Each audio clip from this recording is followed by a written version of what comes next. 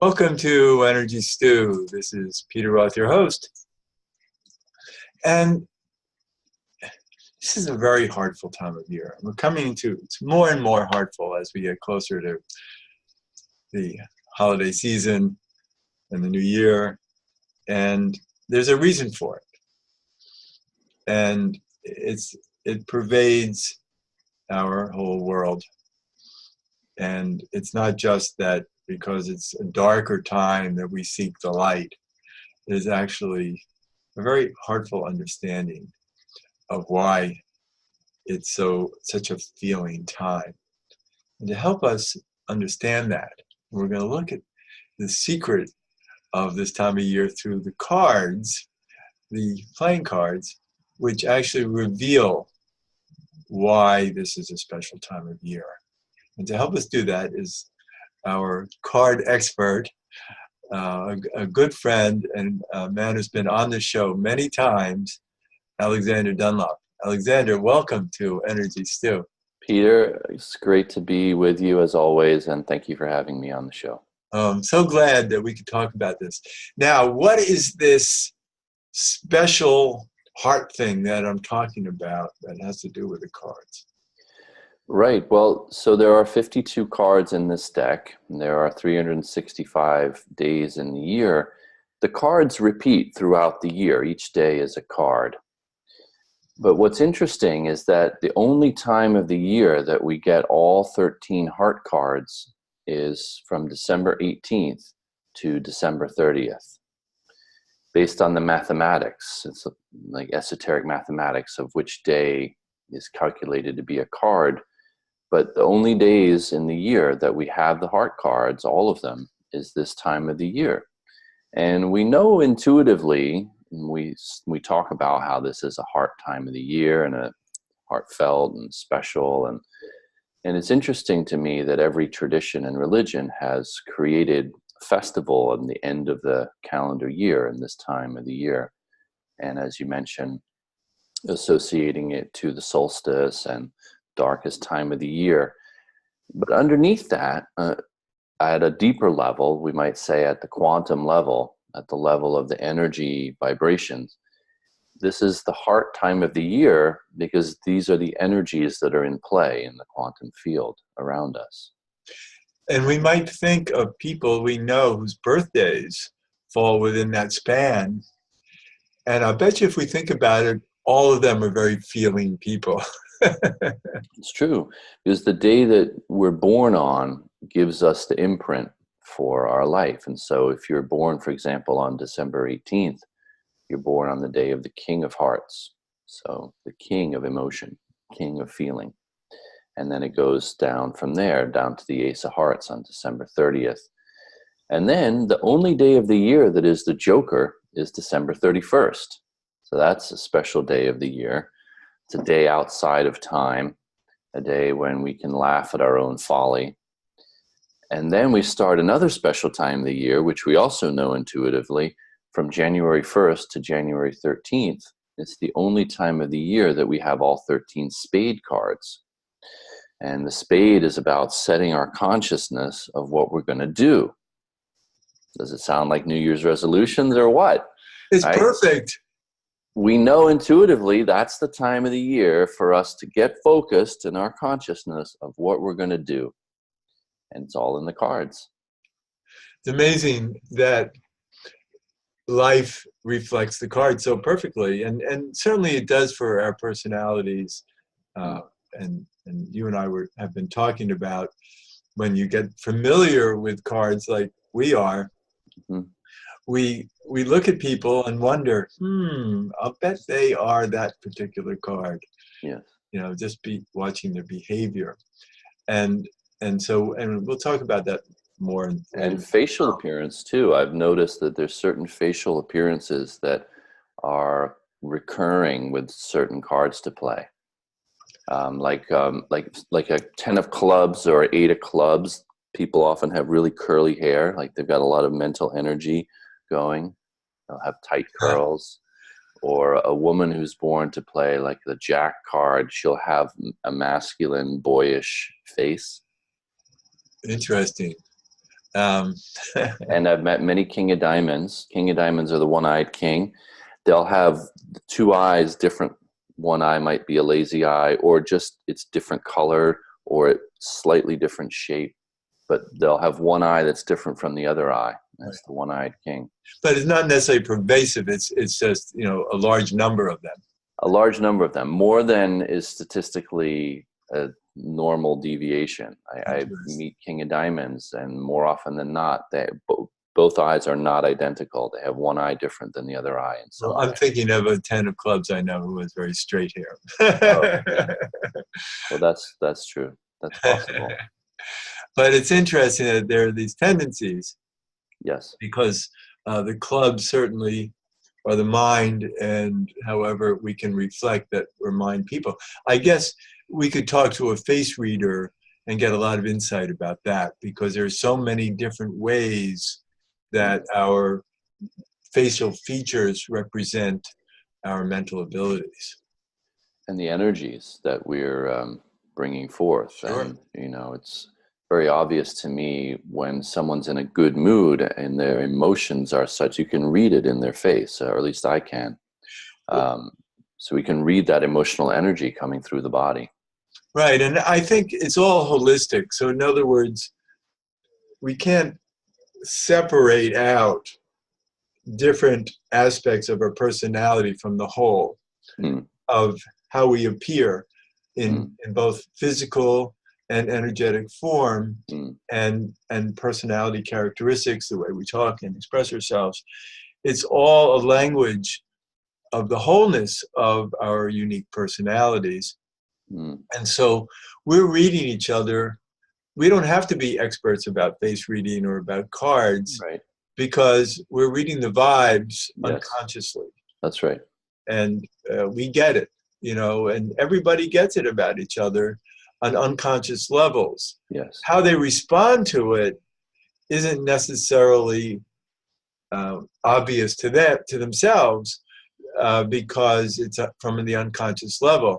And we all have different needs of responding to people in different ways. So, for instance, I have some cards that create difficulty, and there are people who see that in me on an unconscious level and give me difficulty.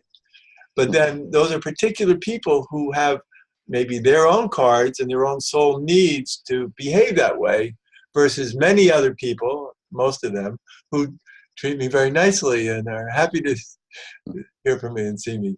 And they have other cards and other soul journeys that need to relate to me in a more positive way. Yeah, I mean, we can certainly see it that way for sure. I think everything makes sense if we had, you know, a higher multidimensional knowing of it all. Right. Well, that's something that I have been more and more tuning into, is my multidimensional self, to see how this incarnation is a tiny aspect of the larger that who I am, and that empowers me to actually be, in a Buddhist sense, more detached from the machinery and the mechanisms of this incarnation. And I see it from a larger perspective. So it troubles me less, and it liberates me to be more at peace, be more relaxed. But this has been a process for me to tune into this multidimensional aspect of myself. I love that. And actually, coincidentally, this coming Monday night, I'm teaching a class on who are you multidimensionally. And so it'll be just focused on that.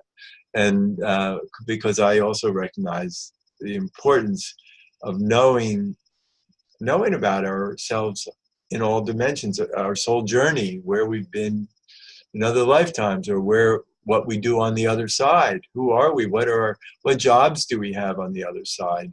What's our purpose? What's our soul purpose through all of our lifetimes versus anyone else?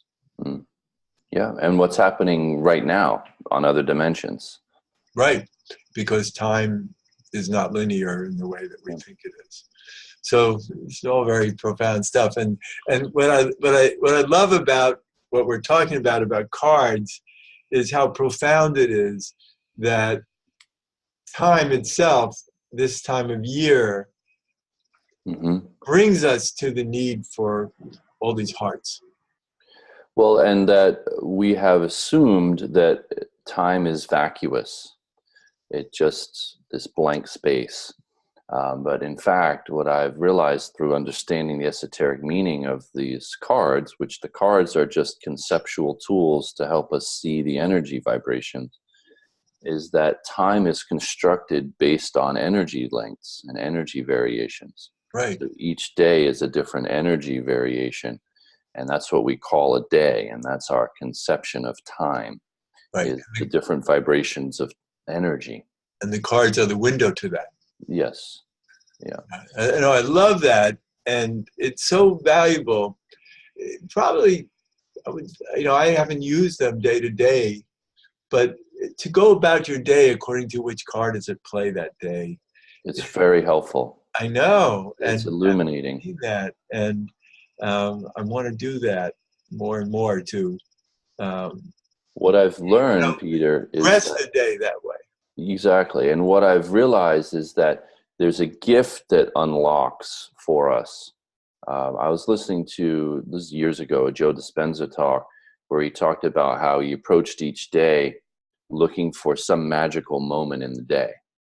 And I really like that. And what I've learned by following the energy of the card of the day is by paying attention to that and by looking for it, there is a gift that emerges that we get out of the day. And simply by paying attention and being aware and looking for it.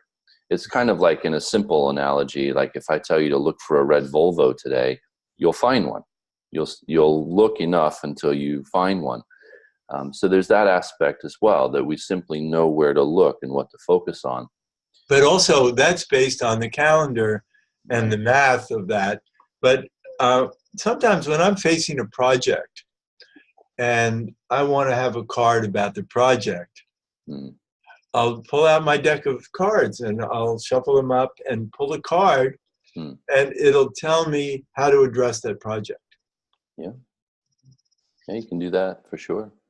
But I want to tell you an incident. I don't know if we've talked about it before. A client of mine was just having fun with one of her sons drawing cards, and drew a card. And said, I don't know what the purpose was, but I don't know, it was a jack. I don't know if it was a jack of hearts or jack of diamonds, but she drew the jack, and that was nice, and she, well, let's, draw another card for whatever. And she shuffled the deck, drew another card, and it was the same card.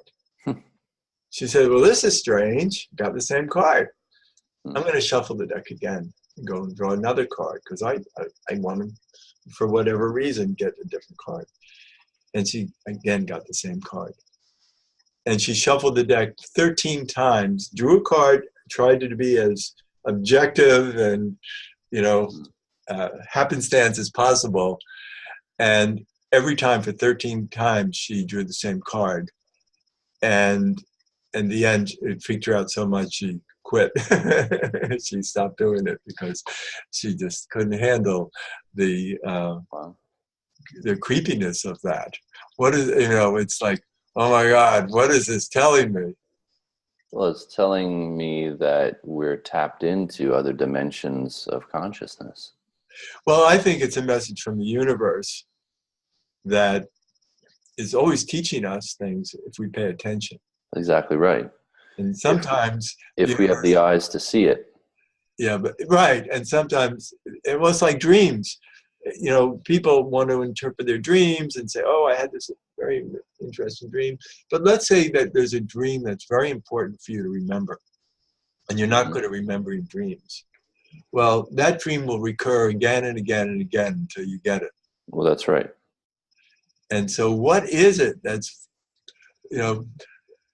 in charge? Who's in charge? What's in charge?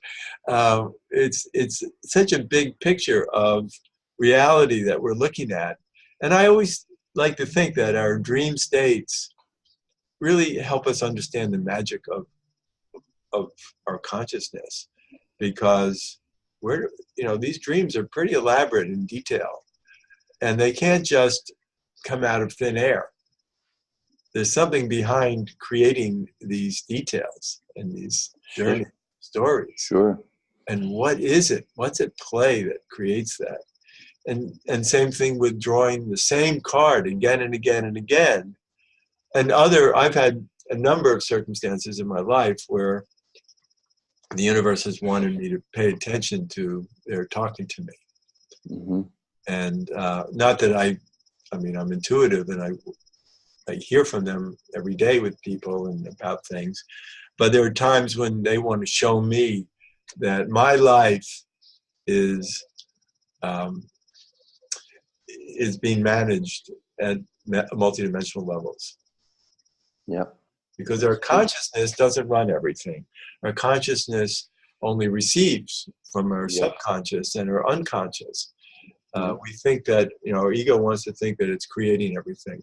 And all it's doing is really aware, just the witness to what's going on behind the scenes of our consciousness. Mm-hmm. Yeah, the consciousness is a pinhole, that's through which the light is projected.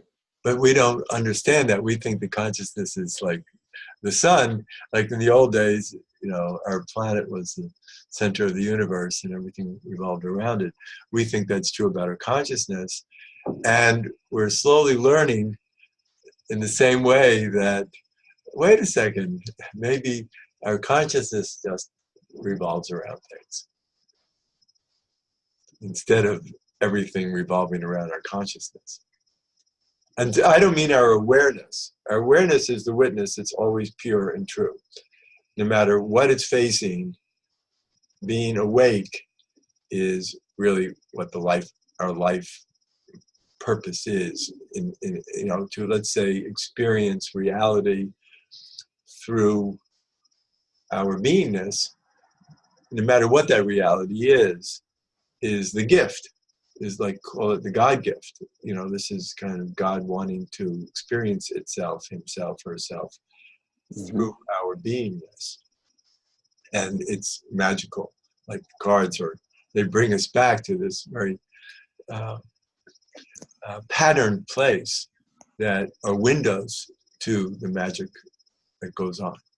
Well, that's right. And it's so easy to get lost in a lot of different directions and a lot of white noise and a lot of clutter, and whether it's a superficial clutter or whether it's like cosmic speculation. There's a lot of ways that we can float away, and these cards bring us back to something that we can focus on a day-to-day basis. Right. And let's trust us organize our lives and helps us focus in a way that we start to realize helps us. It's like the proof is in the pudding kind of thing. But as we day by day focus on the energy that the card shows us to focus on, we're like, oh, okay, my day is going better. I feel happier. I feel more at peace. Yeah. So I just want to say that this special time of the year, from December 18th to January 13th, this is a 27-day window that is a special window for us to tune in to our hearts and then to tune into our consciousness. Right. And so what I've done is I've created a special 27-day meditation series where each day you not only read about the card, but I create a meditation for each day. So you can tune in and listen to. It's like a 5-minute meditation each day on the meaning of the card to align your energy with the energy that's present, to open up the gift of the day for yourself.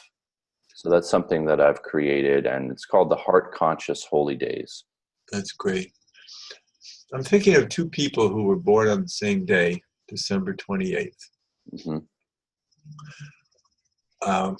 One of them was my aunt, who was this amazing, heartful person. She just, was full of heartful relationships and all kinds of things in her life.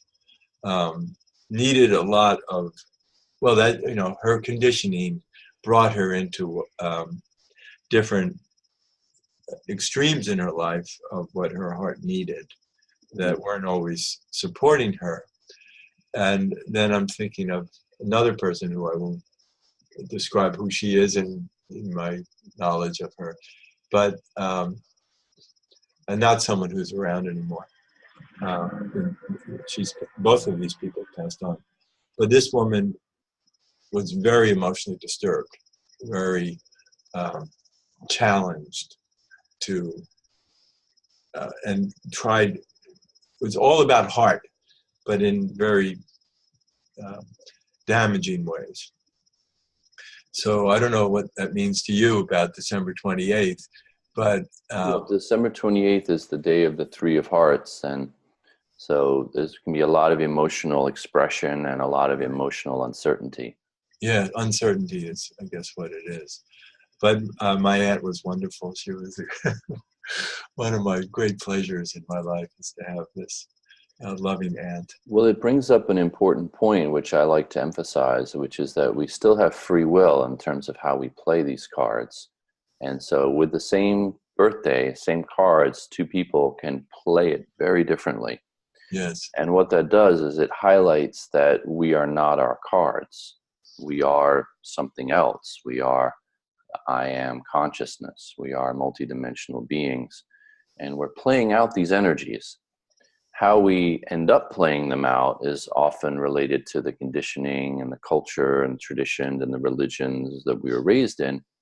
But ultimately, it is our free will of our higher self of how we play this out. So it happens often that two people, same cards, very different ways of playing them. Yes, but they're certainly playing them. Yeah, for better or for worse. Right. Now, speaking of playing cards, we're coming to the holiday. We're going to be around a lot of people. And I was thinking that I want to address people according to their cards. Mm-hmm. I want to know their cards. If I know their cards ahead of time, mm-hmm. then I can know how to relate to them. Mm-hmm. And I was thinking not only are they, because we can find out, your book, Play Your Cards Right, is mm-hmm. fantastic to get the whole hand of cards that were mm-hmm. dealt. People who are listening to the show should really be looking for your book, Play Your Cards Right, mm-hmm. and learning so much about this. It's fantastic. But in that, there's a hand of cards, and one of the cards is a Mercury card. And the Mercury card is what card we think we are. and so I was thinking, okay, I can address people according to the birth card, according to the ruling card, but I might even be just as smart to also address people according to the card they think they are. Yeah, you can. It's smart. It's great way to look at it because most people, unfortunately, are stuck in who they think they are. Right, and that runs us. Yep. So if I know that about people, I can be very satisfying to them in many ways. Right, you can create great connections. I mean, my own experience, Peter, is that just knowing the birth card and then the second card, the personality card, that gives often enough to give me a lens of the person. And I'm like you, though. I do like to know people's cards. It's almost something I have to tame in myself because it can get a little obsessive where I'm freaking out. I'm talking to someone and I'm like, what's their card? What's their card? What's their card? And take a deep breath and just be with this person. And yeah, let your subconscious know their card anyway, because you're going to behave that way anyway. Well, that's what I was sharing with you earlier. That's the fun part. I start guessing their card based on their behavior. Well, you and I like to grab those handles. That's true. Yeah, our conscious mind is always looking out for us in its own way, and we want to play with that. That's why I think that anybody listening to the show or watching the show, if they go to YouTube, the archive will be on YouTube afterwards. Mm-hmm. That they have to understand why their subconscious brought them to hear this, and it's of importance to them because otherwise they wouldn't have been taking this time. Yeah. Yeah. There's an inner yearning for knowledge and awakening. Yeah, and those are the people we attract. Yeah. Yeah, that's wonderful. So, Alexander Dunlop, Play Your Cards Right is your book. Mm-hmm. Lifeelevated.life. Is that familiar to you? Yeah, lifeelevated.life is the website. It's a nonprofit foundation I started to share this knowledge. And as I said, we're doing a special Heart Conscious Holy Day meditation series from December 18th to January 13th. It'll be right on the top of the website, lifeelevated.life, and you can find out more there. That's wonderful. This is something that we've done many times, these shows about cards. And there's always so much more to talk about because we're talking about life and how the cards give us windows to so many deep understandings about life that there's no end of going deeper and deeper into how the cards read to us. Well, that's true. It's been surprising to me how the complexity continues from this very simple system. Right. So thank you, Alexander. Yeah, welcome. My pleasure. So glad you could be on the show. And this is Peter Roth, your host of Energy Stew at prn.fm. I can be reached at peter@heartriver, HEART river.org. I'd love to hear from you. And thanks so much for listening.